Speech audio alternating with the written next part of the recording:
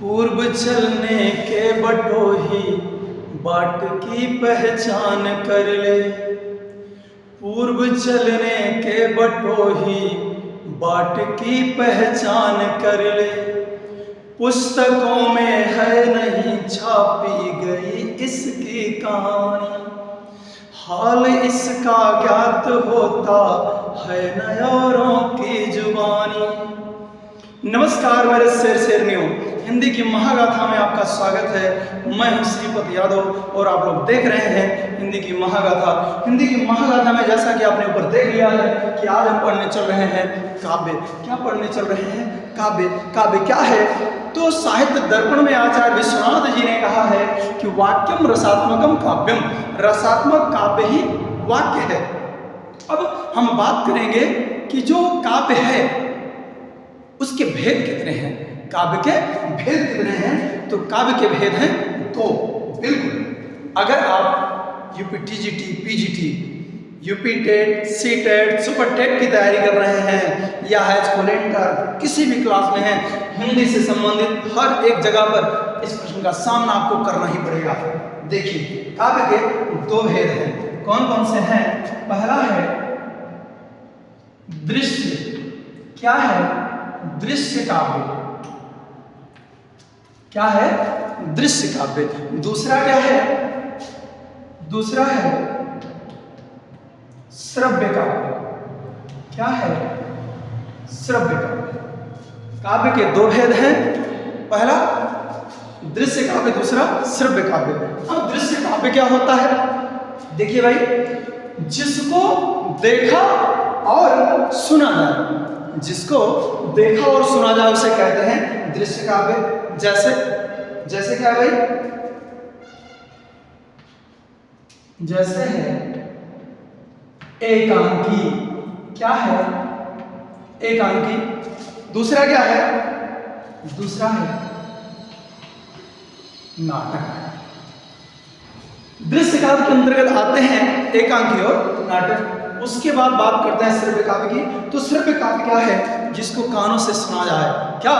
जिसको कानों से सुना जाए उसे कहते हैं श्रव्य काव्य। अब श्रव्य काव्य के भेद कितने हैं? श्रव्य काव्य के प्रकार कितने हैं? ये देखिए भाई, श्रव्य काव्य के हैं दो प्रकार। कौन से हैं? पहला है प्रबंध काव्य। क्या है? प्रबंध काव्य। पहला है प्रबंध काव्य और दूसरा क्या है? तो दूसरा है मुक्तक। क्या है? मुक्तक। पहला प्रबंध काव्य, दूसरा मुक्तक। अब बात करते हैं प्रबंध काव्य कि प्रबंध काव्य क्या है? जिसमें किसी व्यक्ति विशेष के जीवन से लेकर के मृत्यु तक जितनी महत्वपूर्ण घटनाएं होती हैं जिनका जिक्र किया जाता है वो होता है प्रबंध काव्य। अब प्रबंध काव्य के अंतर्गत आता क्या क्या है ये देखते हैं भाई। प्रबंध काव्य के अंतर्गत आता है महाकाव्य। क्या है? महाकाव्य। और क्या आता है? खंड काव्य। क्या? खंड काव्य।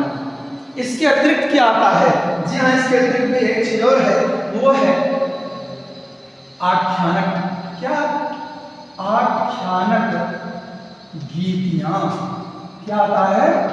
आख्यानक गीतियां। जी, तो प्रबंध काव्य के अंतर्गत आता है महाकाव्य, खंड काव्य और आख्यानक गीतियां। अब महाकाव्य जैसे क्या मैंने अभी बता दिया कि प्रबंध काव्य के अंतर्गत महाकाव्य आता है। प्रबंध काव्य क्या होता है? इसमें किसी व्यक्ति विशेष जो महापुरुष हो उसके जन्म से लेकर के मृत्यु तक की घटनाओं का वर्णन किया जाता है। ये होता है प्रबंध काव्य। ऐसा ही होता है महाकाव्य, जब किसी व्यक्ति विशेष के जन्म से लेकर के मृत्यु तक का बृहद वर्णन किया जाता है, वो होता है महाकाव्य। इसमें जैसे क्या क्या है? जैसे भाई देखते हैं, जैसे है रामचरित मानस। क्या है? रामचरित मानस। और क्या है? प्रिय प्रवास। प्रिय प्रवास। इसके अतिरिक्त क्या है? तो है साकेत। क्या है? साकेत। ये महाकाव्य है। इसके अतिरिक्त अब बात करते हैं खंड काव्य की। तो खंड काव्य क्या है? खंड काव्य के अंतर्गत है जैसे आप लोगों ने पढ़ा है इसको बिल्कुल, ये है मेवाड़ मुकुट। क्या है? मेवाड़ मुकुट। मेवाड़ मुकुट एक खंड काव्य है। क्या है? खंड काव्य है। इसके अतिरिक्त और खंड काव्य क्या है? और है त्यागपथी। क्या है? त्यागपथी। ये खंड काव्य हैं। अगर हम बात करें आख्यानक गीतियों की, तो आख्यानक गीतियां आपने पढ़ी हैं जिसमें किसी व्यक्ति महापुरुष के जन्म से संबंधित जो महत्वपूर्ण घटनाएं होती हैं उनका गेय में वर्णन किया जाता है, जिसका एक पद के रूप में, गायन के रूप में जिसका जिक्र किया जाता है वो होता है आख्यानक गीतियां। और इसमें है, आपने पढ़ा है क्या? इसमें है क्या? झांसी की रानी। क्या? झांसी की रानी। आपने पढ़ा है, बिल्कुल पढ़ा है। बुंदे है गोरों के मुंह हमने सुनी कहानी थी, खूब लड़ी मर्दानी वो तो झांसी वाली रानी थी। और क्या है? और है रंग में भंग। रंग में भंग, यह है आख्यानक गीतियां। इसके अतिरिक्त आपको आख्यानक गीतियां में और मिल जाएगा, वो है बिकट भट्ट। क्या है? बिकट भट्ट। यह जो है आख्यानक गीतियां हैं। तो आपसे अगर प्रश्न किया जाएगा कि काव्य के कितने भेद हैं, तो काव्य के दो भेद हैं, दृश्य काव्य और श्रव्य काव्य। दृश्य काव्य के अंतर्गत क्या क्या आता है? तो एकांकी और नाटक आता है। श्रव्य काव्य के अंतर्गत क्या क्या आता है? तो प्रबंध काव्य और मुक्तक आता है। प्रबंध काव्य के अंतर्गत क्या आता है? महाकाव्य, खंड काव्य और आख्यानक गीतियां आती हैं। महाकाव्य के अंतर्गत जैसे रामचरितमानस, प्रिय प्रवास, साकेत और पृथ्वीराज, रासो, कामायनी, ऐसे बहुत सारे महाकाव्य हैं जिनका जिक्र एक ही क्लास में नहीं किया जा सकता है। उसके बाद खंड काव्य, तो खंड काव्य के अंतर्गत जैसे अर्धकुट है, त्यागपति है, ये आपके खंड काव्य हैं जो आपने पढ़े हैं, निश्चित पढ़े होंगे। उसके बाद आख्यानक गीतियां। आख्यानक गीतियां में क्या है? झांसी की रानी, रंग में भंग और बिकट भट्ट। निश्चित ही आप लोग इनसे परिचित होंगे। अब हम बात करते हैं अगली, जो आपके लिए बहुत महत्वपूर्ण है, वो है मुक्तक। मुक्तक क्या है? नाम से ही प्रकट हो गया कि मुक्तक क्या है भाई? जो सबसे मुक्त हो, सबसे स्वतंत्र हो। अब बात करेंगे सबसे स्वतंत्र और सबसे अलग आजाद क्या है। तो जो हम बोल रहे हैं, जो हम पढ़ रहे हैं, ये मुक्त है। लेकिन जब इसमें किसी का बंधन आ जाएगा, चाहे छंदों का बंधन हो जाए, तो वो मुक्तक नहीं कहलाएगा, मुक्तक के बाहर हो जाएगा। तो मुक्तक की हम बात करते हैं। मुक्तक दो प्रकार के होते हैं। कौन कौन से मुक्तक हैं? एक है, यहां पे लिख देते हैं, यहां है, एक है पाठ्य मुक्तक। क्या है? पाठ्य मुक्तक, पाठ्य मुक्तक। और दूसरा क्या है? तो दूसरा है गेय। क्या है? गेय मुक्तक। पाठ्य मुक्तक और गेय मुक्तक। अब बात करते हैं भाई कि आखिर ये पाठ्य मुक्तक क्या है और गेय मुक्तक क्या है। तो पाठ्य मुक्तक वह होता है, पाठ्य मुक्तक वह होता है जिसको हम पढ़ते हैं, जिसको हम पढ़ते हैं वो पाठ्य मुक्तक होता है, और जिसको हम गाते हैं वह होता है गेय मुक्तक।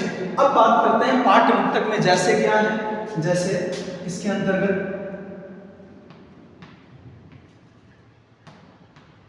कबीरदास जी के दोहे, कबीरदास जी के दोहे। इसके साथ रहीम भी है, इधर नहीं लिखेंगे, नीचे लिख देते हैं। तो कबीर हो गए, रहीम हो गए, बिहारी हो गए, ये पाठ्य मुक्तक के अंतर्गत आते हैं। अब बात करते हैं गेय मुक्तक। तो गेय मुक्तक जैसे मैंने पहले ही बता दिया कि जो गाया जाए, जो गाया जाए, इसमें किसके आते हैं पर? जैसे हैं मीराबाई, मीराबाई के मुक्तक गाए जा सकते हैं। वैसे हैं सूरदास इनकी, ये गेय मुक्तक के अंतर्गत आते हैं। हम समझते हैं कि आप लोग इसको भली बात समझ गए होंगे, इसमें कहीं कोई दुविधा नहीं होगी कि काव्य का इसके भेद कितने हैं और इसके जो भेद के अंतर्गत आने वाली जो रचनाएं हैं और उनसे संबंधित जो कवि हैं, ये आप लोग निश्चित समझ गए होंगे, इसमें कोई संशय नहीं है। अब बात करते हैं अगली कि जो हमारा हिंदी साहित्य, क्यों हमने काव्य की बात क्यों की, तो जो हमारा हिंदी साहित्य है, हमारे हिंदी साहित्य की जो शुरुआत हुई थी, जो आविर्भाव हुआ था, वो काव्य से हुआ था। हमारे हिंदी साहित्य की जो शुरुआत हुई थी वो काव्य से हुई थी, इसीलिए हमने बात सबसे पहले की है काव्य की। अब हम बात करेंगे हिंदी साहित्य के काल विभाजन की। जो हमारा हिंदी साहित्य है, हिंदी पद्य साहित्य है, उसका जो काल विभाजन है, यहीं से प्रारंभ करेंगे, देर नहीं करेंगे। हिंदी पद्य साहित्य का काल विभाजन क्या है, तो हिंदी पद्य साहित्य का काल विभाजन जो अक्सर पूछा जाता है और अक्सर आप लोग परेशान हो जाते हैं, चिंतित हो जाते हैं, अब वो चिंता नहीं करनी है, कोई भी प्रश्न पूछे फटाफट जवाब देंगे आप।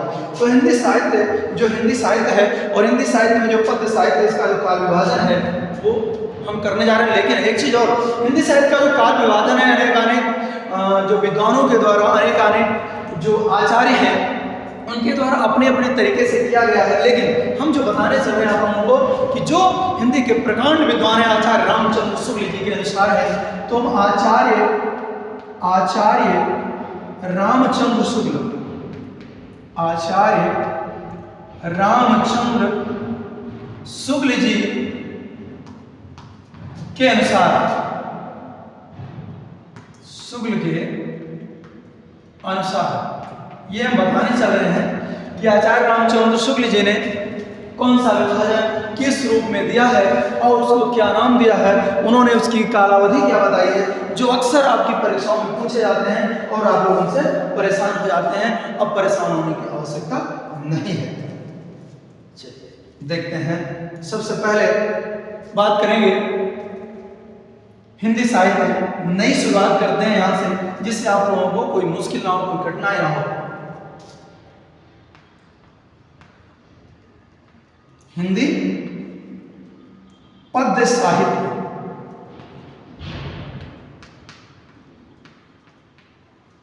हिंदी पद्य साहित्य। तो हिंदी जो पद्य साहित्य है, इस हिंदी पद्य साहित्य का जो विभाजन हुआ है वो देखिए। सबसे पहले जिसे हम कहते हैं आदिकाल, क्या कहते हैं, आदिकाल कहते हैं। अब ये साधारण नामकरण है। अब हम बात करेंगे दूसरी, फिर अगली बात बताएंगे। ये आदिकाल है, इसके बाद जो दूसरा काल आता है वो आता है पूर्व मध्य काल। क्या आता है, पूर्व मध्य काल आता है। उसके बाद क्या आता है, तो उसके बाद आता है उत्तर मध्य काल। क्या, उत्तर मध्य काल। क्या आएगा, तो उत्तर मध्य काल आएगा। उसके बाद अगला क्या आता है, तो अगला आता है आधुनिक काल। क्या आता है, आधुनिक काल। क्या, आधुनिक काल। ये चार विभाजन किए गए हिंदी साहित्य के विद्वानों के द्वारा। इन चारों विभाजनों का आचार्य रामचंद्र शुक्ल जी ने अपने अनुसार नामकरण किया और अपने अनुसार इनकी समय सीमा बताई, जिसका जिक्र हम करने चल रहे हैं। तो जो आदिकाल था, आदिकाल को आचार्य रामचंद्र शुक्ल जी ने कहा वीर गाथा काल। क्या कहा, वीर गाथा काल। आदिकाल को रामचंद्र शुक्ल जी ने क्या कहा, वीर गाथा काल कहा। इसके बाद जो पूर्व मध्य काल था, जो बहुत ही महत्वपूर्ण, इसको हमारे रामचंद्र शुक्ल जी ने कहा, क्या कहा, भक्ति काल कहा। क्या कहा कि यह है भक्ति काल। और जो उत्तर मध्य काल था, इसको क्या कहा, तो इसको कहा रीति काल। क्या कहा, रीति काल कहा। किसने कहा, तो आचार्य रामचंद्र शुक्ल जी ने कहा। अगला है आधुनिक काल। तो आधुनिक काल को आचार्य रामचंद्र शुक्ल जी ने क्या कहा? तो कहा गद्य काल। क्या कहा? गद्य काल। ये 4 नाम आचार्य रामचंद्र शुक्ल जी ने दिए हैं। अगर आपसे ये पूछ लिया जाएगा कि आचार्य रामचंद्र शुक्ल जी ने आदिकाल को क्या नाम दिया, तो दिया है वीर गाथा काल। इसको यहाँ से हटा देते हैं जिससे आप लोगों को असुविधा ना हो। आचार्य रामचंद्र शुक्ल जी ने आदिकाल को नाम दिया वीर गाथा काल। अब बात करते हैं कि आचार्य रामचंद्र शुक्ल जी ने इसकी समयावधि क्या बताई है कि कब से कब तक है। तो जो वीर गाथा काल है इसकी जो समयावधि है आचार्य रामचंद्र शुक्ल जी ने जो बताया है वह है संवत। एक चीज याद रखना, हमारे आचार्य रामचंद्र शुक्ल जी ने जो काल विभाजन अपना प्रकट किया था वो किया था संवत में, ईस्वी में नहीं प्रकट किया था। तो हम लिखेंगे संवत। क्या था? 1050 विक्रमी। कहा 1050 विक्रमी। ये आचार्य रामचंद्र शुक्ल जी का काल विभाजन। कहा कि संवत 1050 विक्रमी से 1300 से 1375 विक्रमी तक का संवत 1050 विक्रमी से 1375 विक्रमी तक। ये तो हो गया पहला। अब दूसरा है 1375 से, यहां से अगला जाएगा, ये है संवत 1375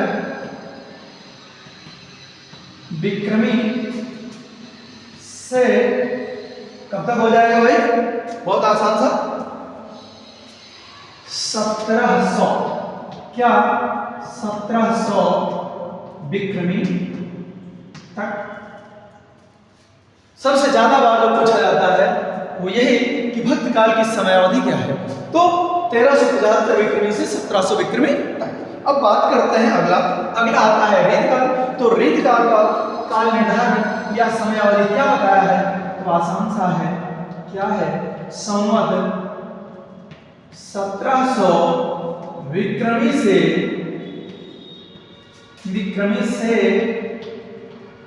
कहां तक? 1900 तक। 1900 विक्रमी तक ये बताया किसने? आचार्य रामचंद्र शुक्ल जी ने। और आचार्य रामचंद्र शुक्ल जी ने फिर बताया आधुनिक काल, जिसको उन्होंने गद्य काल कहा। गद्य काल की समयावधि क्या बताई? तो बताई कि संवत 1900 विक्रमी से आगे का आशा है कि अब तक चलती हुई चली आ रही है समयावधि। जो आदिकाल को शुक्ल जी ने वीरगाथा काल कहा, जिसकी समयावधि बताई 1050 विक्रमी से 1375 विक्रमी तक। और पूर्व मध्यकाल को कहा भक्तिकाल की समयावधि जो बताई वो बताई है संवत 1375 विक्रमी से 1700 विक्रमी तक। उसके बाद उत्तर मध्यकाल को आचार्य रामचंद्र शुक्ल जी ने कहा रीतकाल। और रीतकाल की जो समयावधि बताई संवत 1700 विक्रमी से संवत 1900 विक्रमी तक। उसके बाद आया आधुनिक काल को आचार्य रामचंद्र शुक्ल जी ने कहा गद्यकाल। और गद्यकाल की जो समयावधि बताई है वो बताई है संवत 1900 विक्रमी से आगे, अर्थात अब तक। तो ये तो हो गया कि आचार्य रामचंद्र शुक्ल जी ने संवत में जो वर्णन किया था।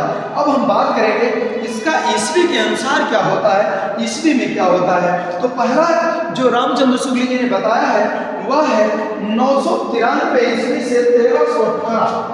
ये ईस्वी में लगाएंगे तो ये हो जाएगा 993 ईस्वी से 1318 तक। 993 से 1318 ईस्वी तक।